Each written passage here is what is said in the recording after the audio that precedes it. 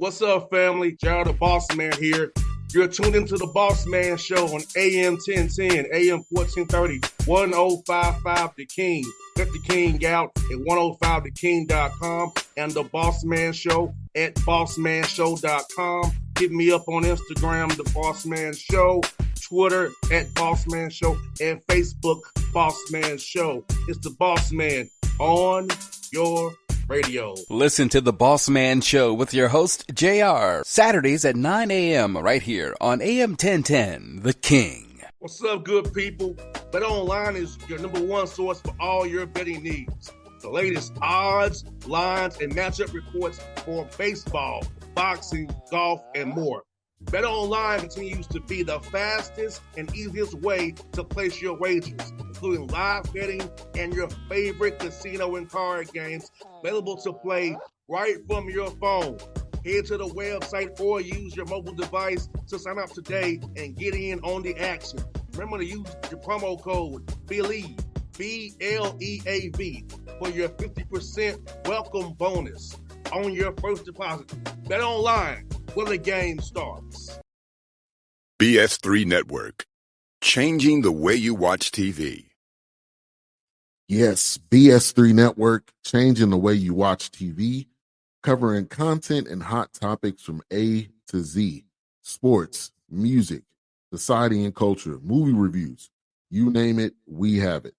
Check it out on bs3network.com or check us out on Roku, BS3 TV on Roku, as well as check out your favorite podcasts on all podcast platforms or Spreaker.com/BS3 Network.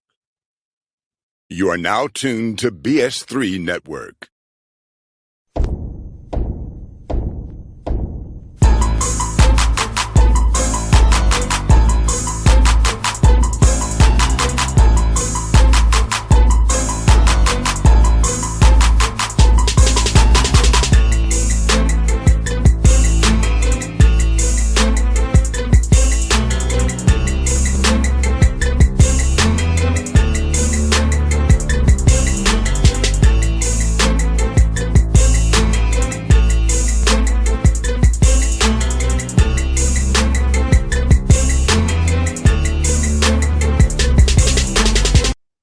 Folks, bet on the Bossman Show, going to the Big South Conference down to Charleston, South Carolina, to talk to Saah Nimley, the head coach full-time of the Buccaneers, his alma mater down there in Charleston. Saah, what's up, brother? How you doing, man? What's good with you, man? How you doing? Man, enjoying Atlanta, man. 70-degree morning right now. Got my walk in, so shoot, it's all good, brother. I feel that. Yes, sir. Hey, man, how does it feel, man? Had a full-time gig now, being the man at your alma mater, man, and just be able to lead this program and put your spin on it now, brother. It feels good. You know, to be honest with you, it feels really good. Obviously, I played here. You know, being able to give back in this way is important to me, and you know, I'm very invested in the success of this program, and you know, I'm just glad to be here. I'm very grateful and glad to be here. No doubt, man. And I talk about what Coach Barkley did to you, man. I know he had him on the show a few times as well. And Coach Coach was a good guest to travel on the show, man. What did he mean to you personally and helping you in your career as a coach and kind of giving you the tips and nuggets you need to step over that one seat, man? Yeah, Coach, he means a lot, man. I mean, he obviously gave me a start. You know, he gave me an opportunity to play college basketball. And then he gave me an opportunity to coach college basketball. So, you know, I'm forever indebted to him in that way, you know, but he's taught me a lot, man, through the years. You know, coached under him for 4 years and some change, and just a lot of stuff. He gave me a lot of responsibility early on and increased that responsibility as the years went on. So, in a sense, he really prepared me. He really prepared me for this moment. No doubt. And for you, did you ever envision in your mind getting into coaching when you was playing? Or is kind of something that's kind of after you got through playing overseas, man, I want to stay with the game and start coaching? Nah, it's something I saw. You know, when you get to college, at least for me, I didn't really know what it is that I wanted to do other than hoop when I first got there. But as I started to mature, get a little older, I think probably my junior year, I knew that, you know, coaching was the thing for me. I wanted to stay around the game. You being a point guard, you're ultimately a coach on the court. So I just thought it was a fit, and I kind of knew that's what I wanted to do moving forward. And for you, my brother, what's going to be like the pillars of your program for a young man listening to this interview today who want to come play for you in the future? Like, what things are like non-negotiables they got to be a part of your program going forward? Yeah, I'll probably just touch on two things. The first thing is, our motto, I would say, is EDIG7, EDIG7. It means every day is game 7. So for anybody listening, if you want to be a part of this, you got to treat every day like it's game 7. But it's not just basketball; it's all areas of your life. How you gonna handle academics? How you gonna handle your nutrition? How you gonna handle the weight room? How you gonna do all those things? How you gonna take care of your body? You got to treat it like it's game 7. And the second thing I'll probably say is choose toughness. That's a big thing in our program too. Whatever it is that you do, you got to choose toughness. It's not, basketball, every possession you got to choose to be tough, in front of that guy in front of you, right? But in life, you got to choose to be tough too. Are you going to wait, that alarm go off, or are you going to wake up and go to class? Like, there's a lot of opportunities in life if you're going to choose to be tough. One day as a parent, are you going to be tough for your kids? Are you going to do what it is that you got to do? So just those two things: treat every day like it's game 7, and then choose toughness.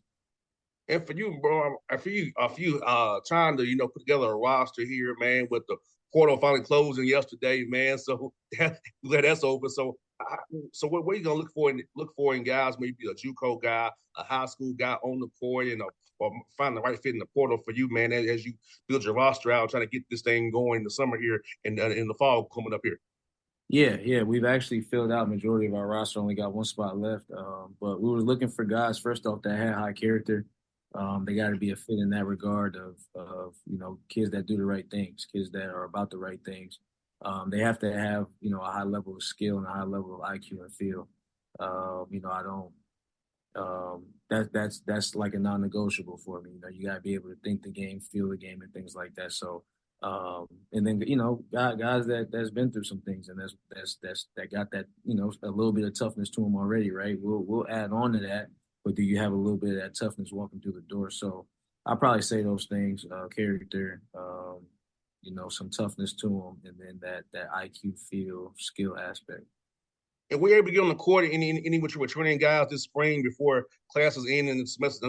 We're in the season of graduations right now. Classes are ending, so we're able to get on the court some of your guys before this spring here is kind of set the standard for what's coming up in the summertime here for those sessions as well. Yeah. Our guys, they worked hard, man. We went, I want to say 3 weeks. We gave them a couple weeks off after the season, but we went hard for like 3 weeks, 3 or 4 days a week, and those guys worked, man. They worked, and we're trying to prepare those guys for how we're going to be playing basketball next year, particularly on the offensive end. But those guys, Tajay Kelly, R.J. Johnson, DJ Patrick, those guys really got in there and worked hard this offseason. And how important is it nowadays with the schedule now where you can get them in the summertime, kind of build that chemistry and camaraderie even more with guys coming in new and having the older guys who've been in the program teach the new guys like simply as what a dining hall is. We'll go work out. And so having that summertime to build that chemistry and camaraderie and that rapport early, so you're trying to come in the fall trying to force feed it as you get ready for the season in November. Right. No, it's super important, especially in the climate that we're in today, right? Like everybody's having guys come in, everybody's having guys leave. So, you're really having to start new, essentially, for most programs in the country. That chemistry is really, really important. Building that early, doing some team activities, having some team meals, just having some things to have these guys come closer together outside of basketball. That's going to be a very key thing in the summer for us. No doubt, man. You're in the Big South, man. It's one of the better mid-major conferences in the country. So talk about that, man, coaching in that league, man, and how the quality teams from top to bottom in your league every night when you're trying to prepare to play these teams in your league, man. Right. This year was probably the most even it was from top to bottom. With the portal has changed things, right? It's not just high school kids coming up like these. Everybody in the league, they're getting transfers from higher levels and things like that. So the quality of the basketball has tremendously increased. It's tough though, man. Every night, I know back when we played, there's probably a game or two where we kind of walked in and thought we was going to win. You know what I'm saying? But it's not like that anymore. You know, every game's a dogfight, and it doesn't matter how bad a team's playing either. You know, they could beat any team on any given night. So it's I think it's actually a good thing because you have to stay locked in throughout the entire 16 game schedule. You got to stay locked in. I think that's good for the league. And now with scheduling in the non-con, so how you gonna approach that now with having to play some guaranteed games, of course, to raise money, but do you test them too much, or you kind of get a few wins here or there? You kind of find an even balance between hard and games that you can win. So how you gonna go about scheduling these games? And now you've been the head coach now. Yeah, I think you got to find a balance. You know, that balance of being able to raise money and do some of the things that you need to do to operate at a high level, but at the same time putting together a competitive schedule that that gives your guys a good chance to win. So it's like I said, it's just trying to find that balance. We do have some things on the schedule, and you always want to give them a good experience too. With some guys being from some different regions, maybe you want to get them back to where they're from as they get older and things like that. So all of that kind of goes into scheduling. But we're definitely trying to put together a super competitive schedule while also making sure that we meet what we need to meet financially to operate the way we need to operate. And I'd probably say your two toughest jobs are probably recruiting and scheduling, probably the two things that take the majority of your time, probably. Yeah, for sure. I mean, that's winning and losing right there. Every mentor I've had has told me the most important thing is having players. The next most important thing is who you schedule. So just making sure that in year one that we're doing a good job of that and giving ourselves a great chance to be successful. And off the court, Coach Nimley says also, what's some things you're going to do for your guys for us internships and trying to help them develop themselves off the court? Because you and I both know the game starts for us all at some point in time. So things that you're going to do for your helping resources in that regard as they prepare for life after basketball once that time comes. Right. We're going to have a panel of speakers coming in and kind of talking to those guys about life, like real life things, not, like credit, finances, how to change your time, things to kind of help them prepare for what, the important things in life that they're realistically not thinking about. Cause I was there one day too. I wasn't thinking about those things. But also getting involved in the community, right? With these elementary schools, middle schools, making sure these guys are going out, showing their face in the community, reading to students, getting involved, coaching some of these guys, doing clinics and things like that. So we do have some plans to really get involved in the community and try to help better these guys outside of basketball. No doubt, man. And for you, man, Coach, like as you taking this journey, man, what's been some things you learned about yourself as you went from being an assistant to a head coach now, and as you seem to learn more and more about yourself as being the head guy in charge now. So how's that process been for you, brother? Yeah, it's been interesting, man. Like you said, you do learn a lot about yourself. And I'm learning every day, and I'm kind of soaking it all in. But really just, communication, right? Communication is a big thing, but it's even bigger when you're the last and final voice. And these kids, it comes through their ears a little differently. If I say something, or, as an assistant, if I said the exact same words, it resonates differently in their ears. So just kind of understanding that piece, being able to navigate that, being able to choose my words wisely, being able to effectively communicate, because, people, these kids also receive things differently. Oh, yeah. Some kids, they receive it and it doesn't bother them. You say the same thing to another kid, it might bother him. So just being able to effectively, not just communicate, but effectively communicate to the different personalities that we have on the team. No doubt, brother. That's something that I had to learn too as a young host of how to talk to my interns. I can't use the same tact with every intern I have. So I learned that on the fly too. I feel you. Now for you, man, I know when I was a co-host, I was giving suggestions. I know as a coach, you giving suggestions. So how was it going from getting professional suggestion maker to decision maker? Right. It's like, it's different. And, you go from giving suggestions to getting suggestions. So just kind of learning how to navigate that because it is different. But yeah, I mean, you get to make the final say. So a lot of it, and that's why, we're the head coaches, because it's going to fall on us ultimately. So just trying to make sure that I'm listening to the suggestions that's being said, but also making sure that I'm making sound decisions for the betterment of our team and our program. No doubt. And for you, Coach, like, does it concern you that guys who play very well for you will probably get tampered with and poached from you, or that guys will be messing with your players? Because I feel like, to me, I know we're in the wild, wild west, but I think you should see some respect still amongst everybody to not be actively recruiting other coaches, players in season if they're playing very well. So how are your thoughts about that, knowing that you might develop a guy and he may bail on you? I mean, that's one of those things where you just have to adjust to the climate that we're in. I kind of understand. I understand where we're at. So for me, like, the biggest thing is just to have as great a relationships as I can with these kids, and treat them right. Treat them right, get right by them, give them a great experience. And if a kid wants to leave at the end of the year, then a kid wants to leave, and you can't. At least for me as a coach, you can't get wound up in that because the climate has changed to that. It's back in the day, if a kid would have did that, I could see if a coach takes that hard. You can't take that hard nowadays because it's too common. It's the norm. It's the norm. So if you're getting mad at the norm, you just have to adjust. And ultimately, me and us as head coaches, we have to adjust and understand that is the reality of the climate that we're coaching in today. No doubt, man. I know I'm a little old school. I just have to have respect for people, man. I get it, though. It's just crazy, man. It's crazy. Got two more for you, man. So, like, down in Charleston, man, the low country, tell us about some cool food spots down there to come eat. We want to come see you all play. What's the cool spot down there to hit up when we get down there, brother? I'll probably, if I had to put a recommendation, I'll probably say Page's Oak Grill. They got good brunch. They got good dinner. You can't go wrong with that. And then on our side of town, we like to take guys to Nigel's. It's like a soul food spot.